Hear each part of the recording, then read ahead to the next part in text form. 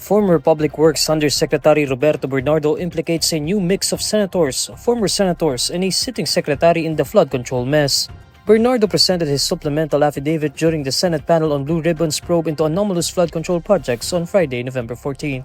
Bernardo reiterates what he had already disclosed in the previous hearings, naming individuals who supposedly received commitments from Department of Public Works and Highways projects. He again tags former Public Works Secretary Manuel Bonoan, former Public Works Undersecretary Kathy Cabral, as well as Senators Bong Revilla, Chis Escudero, and Jinggoy Estrada. He likewise mentions Makati Mayor Anansi Binay, as well as former House lawmakers Zaldico, Mitch Kahayon Uy, and Rida Robes. Bernardo then adds new names. Bernardo presumes that a relative of Senator Mark Villar supposedly received commitments from DPWH projects when the senator was still head of the agency. As Undersecretary for Planning Service, Usec Cabral was working closely with Sec Mark Villar for the allocation, listing, and budgeting of all the DPWH infrastructure projects. All of this time, the funding of all projects was cleared through Usec Cabral for approval by Sec Mark Villar.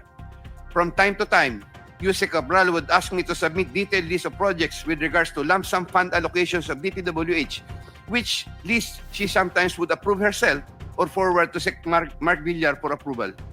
Among others, this included EDSA and other major roads, project allocations, maintenance of creeks and waterways, etc.